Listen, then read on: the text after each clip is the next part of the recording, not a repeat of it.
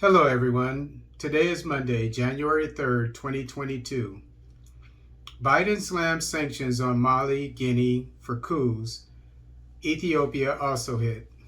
This article is taken from Nigerian News. The United States has cut Ethiopia, Mali, and Guinea from access to a duty-free trade program, following through on President Joe Biden's threat to do so over alleged human rights violations and recent coups. The United States today terminated Ethiopia, Mali, and Guinea from the AGOA Trade Preference Program due to actions taken by each of their governments in violation of the AGOA statute, the U.S. Trade Representative's office said in a statement on Saturday.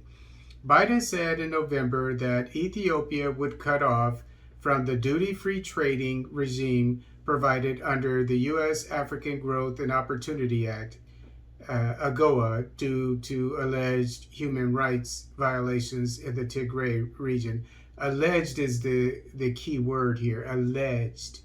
Just as the Tigray People's Liberation Front has alleged human rights abuses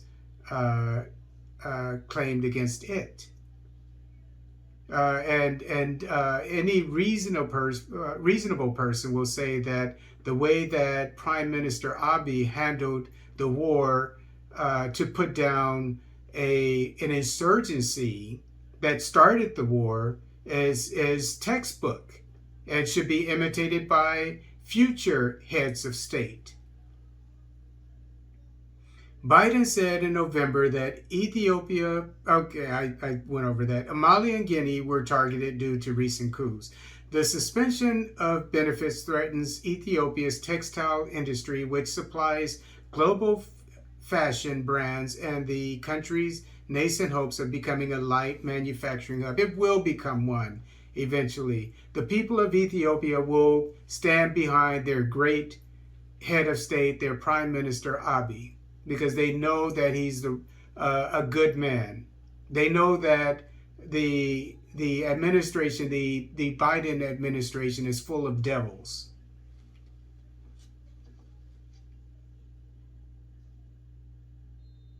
It also piles more pressure on an economy reeling from the conflict, the coronavirus pandemic, and high inflation. No, what's going on is the current U.S. administration, just as the ones going back to Kennedy and so forth with Fidel Castro, because they didn't do what he wanted. The people who had economic power had it taken away when all the resources of the Cuban nation were given for the people instead of a few rich people.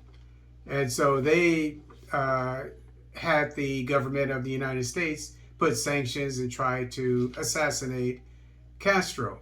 And so that's why Cuba, to this day, is having serious economic problems. It's isolated. And that's what the U.S. is planning to do to Ethiopia. It's a demonic administration, a demonic government. And it's not so much what the founders of this republic wanted. It's what people who are in charge of it now want.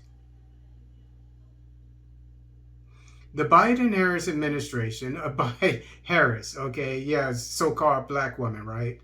Administration is deeply concerned, and I want all black Americans who support the Biden administration to understand exactly what's going on here. That what's going on is the U.S. and the rest of the West, they don't want a strong African nation.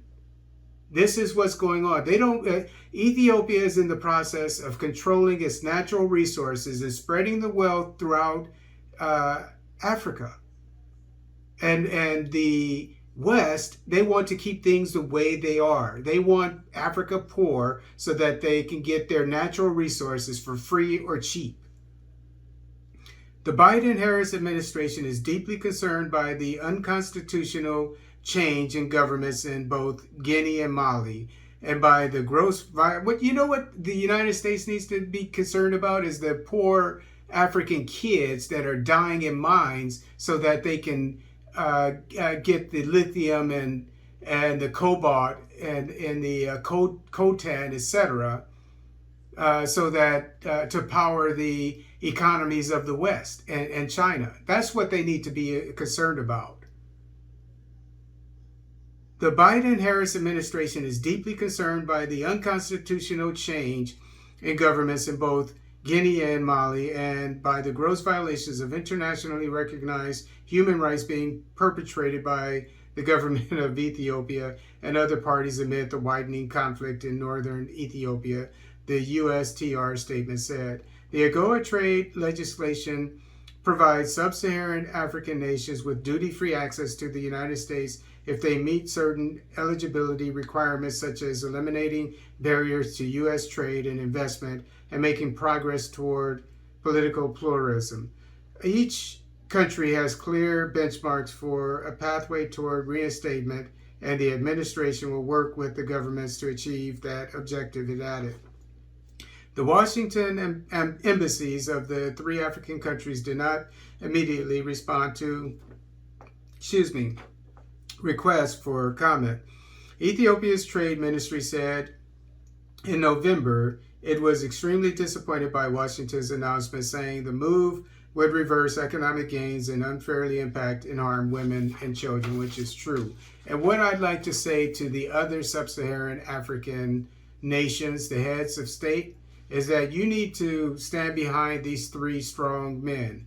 If the West is condemning them and coming after them, they will come after you if you stand up for the rights of your people and you want the natural resources of your nations to go to the inhabitants of your nations and not to outsiders.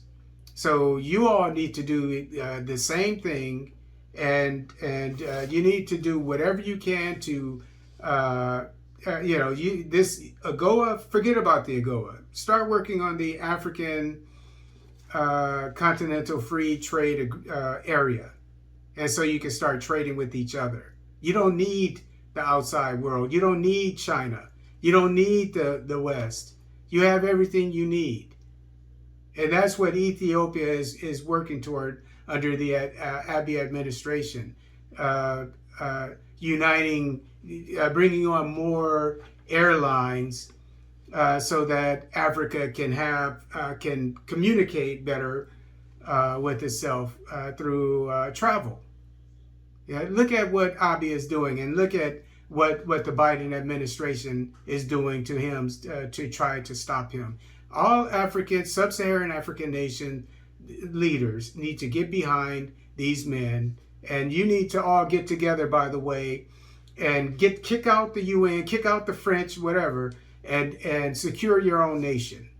There's nobody that can tell you that you can't bring peace and security to your own nation. You need to get your active duty, millions and millions and millions of active duty troops, get them to work, put a boot in their behinds, get them out there to work and bring security to the people, which is what they should be doing instead of sitting on their behinds right now.